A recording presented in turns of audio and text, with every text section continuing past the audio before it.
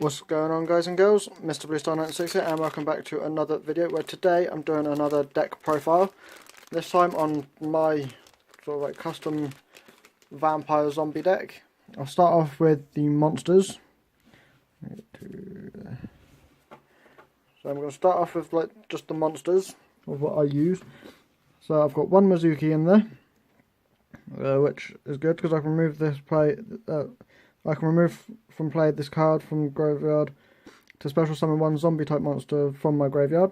I'm running a Sphere Karibo just to make up, or like, it's not going to be in there forever, but it's just in there for now because I can use it to declare a type, or when an opponent's monster declares an attack, you can send this card from your hand to the graveyard, change the attacking monster to defense position. When you ritual summon a monster, you can banish this card from your graveyard as one of the monsters required for the ritual summon. So that one's in there. I've got Chopman the Desperate Outlaw. When this card is successfully flip summoned, you can equip one equip spell card in your graveyard to this card. And I'll get to why he's in there in a minute. Then I've got Samurai Skull. When this card is normal summoned, you can send one zombie monster from your graveyard, from your deck to the graveyard. If this face-up card in its owner's control leaves the field because of an opponent's card effect, you can special summon one level 4 or lower zombie monster from your deck, except Samurai Skull. So he's in there. I've got Shadow Ghoul. Increase the attack of this monster by 100 points for each monster in your own graveyard. Then I've got Vendread Houndhorde. If this card is in your graveyard, you can discard one Vendread card, special summon this card, but banish it when it leaves the field. A Vendread monster ritual summoned using this card on the field gains the following effect. You can only use each of the preceding effects of Vendread Houndhorde once per turn. Once per turn, quick effect, you can target one spell slash trap card your opponent controls, banish it. He's only in there because, well, I want to make the numbers. Then I've got Zombina.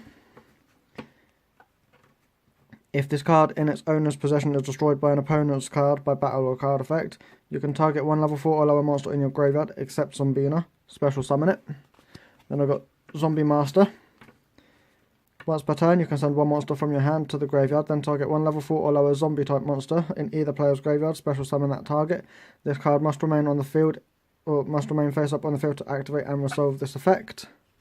Then I've added in Vampire Lord. At the moment, I'm not sure if he's going to stay or not, but he will. But I'll figure that out in a later date. Each time this card inflicts battle damage to your opponent, declare one card type, monster, spell or trap.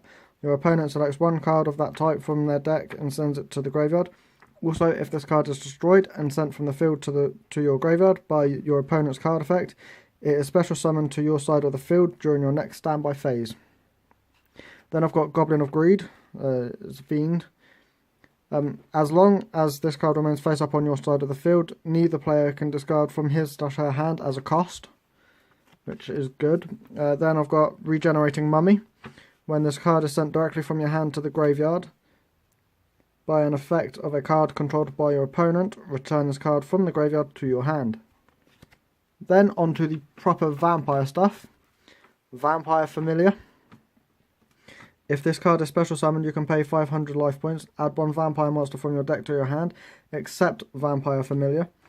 If this card is in your graveyard, you can send one vampire card from your hand or face up field to the graveyard, special summon this card, but banish it when it leaves the field. You can only use each effect of Vampire Familiar once per turn. And I've got 3 of them in there. Then I've got 3 Vampire Retainers.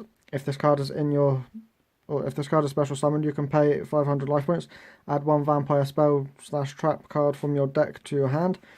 If this card is in your graveyard, you can special summon one. If this card is in your graveyard, you can send one vampire card from your hand or face up field to the graveyard. Special summon this card, but banish it when it leaves the field. You can only use each effect of Vampire Retainer once per turn, and there's 3 of them in the deck.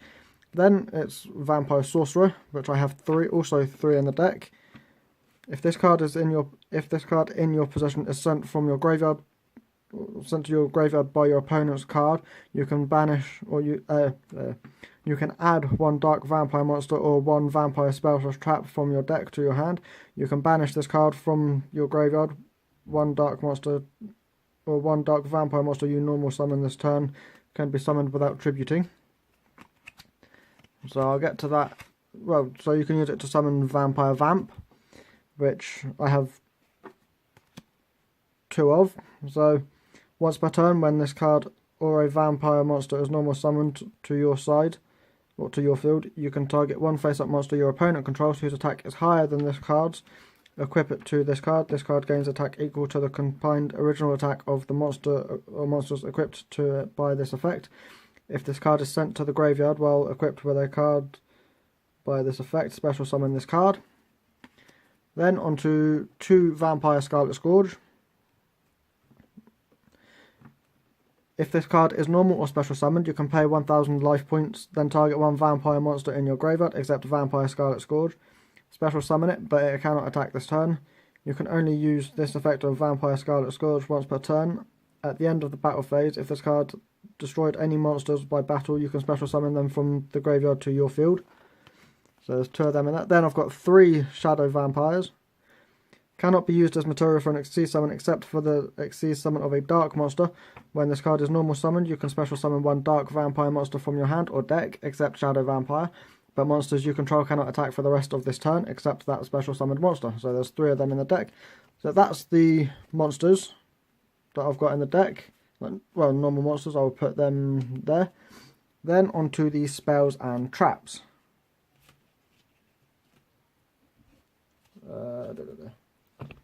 And the reason why I've got Chop Man in there, you will see towards the end of the spells.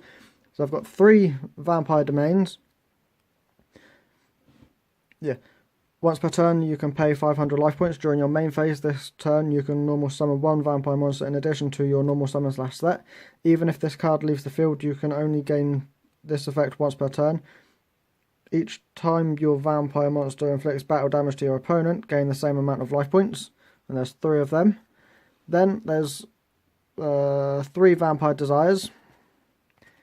Activate one of these effects. Target one face-up monster you control. Send one vampire monster from your deck to your graveyard with a different level from that monster.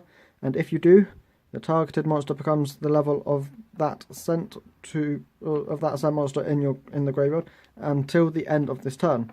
Target one vampire monster in your graveyard. Send one monster you control to the graveyard. And if you do special summon the targeted monster, you can only activate one Vampire's Desire per turn.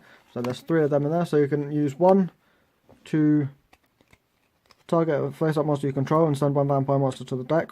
And you can use another to do the bottom one to bring it back. So there's 3 of them. And the reason why Chop Man, the Desperate Outlaw, is in there is for this card, Axe of Despair.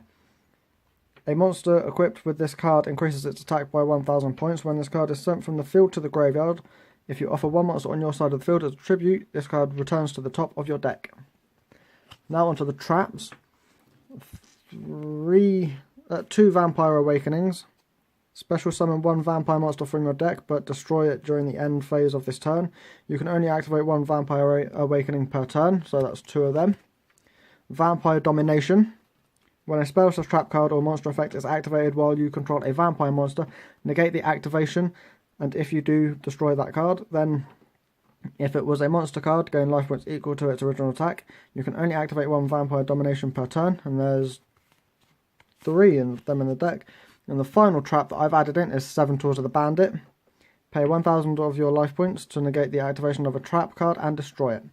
So that's the spells and traps, which I will put just there. Now onto the extra deck.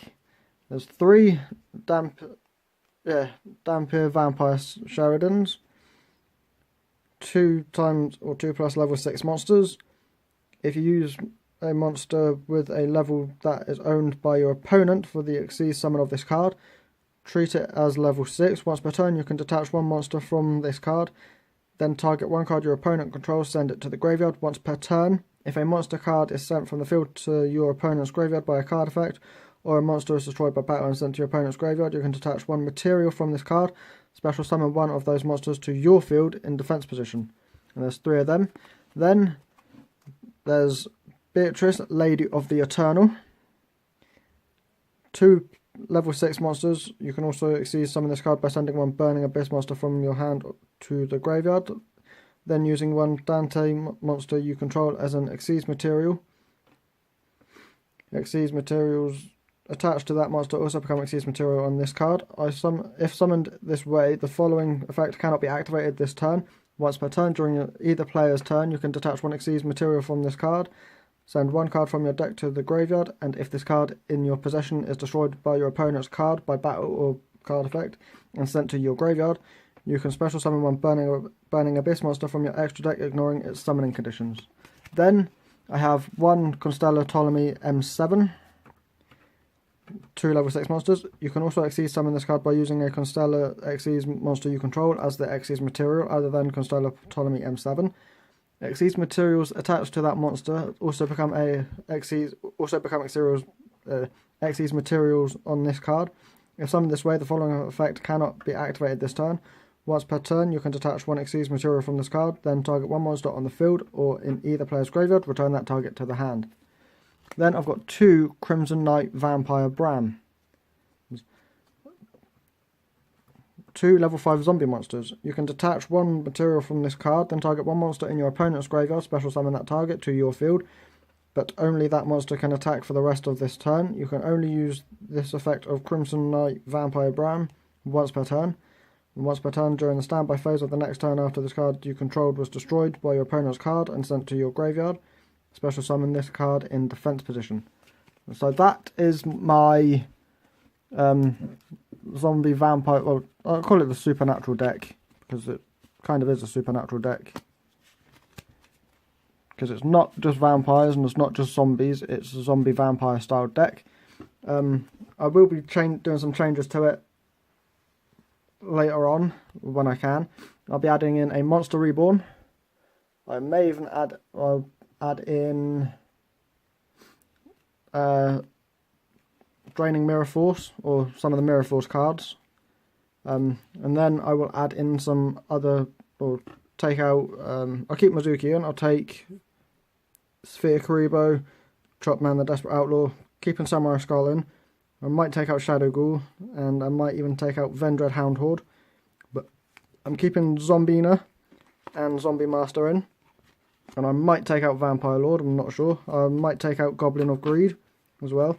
I'll keep Regenerating Mummy in, and all the rest is going to stay roughly the same, and then I will be able, and then after that I will do another deck profile on it, saying what I've changed and what cards I've added in and what cards I've taken out, but you'll already know. But yeah, that's going to be it for this video. Thanks for watching. Leave a like on the video if you liked it.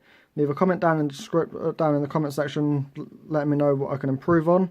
Leave some feedback, and let me know if you like the new style of video that I'm doing, where I read the cards out for the deck profiles. I know it may make the videos a little bit longer, but it is what it is. But also subscribe and turn on notifications, and I'll see you guys in the next video. Peace out. Bye bye.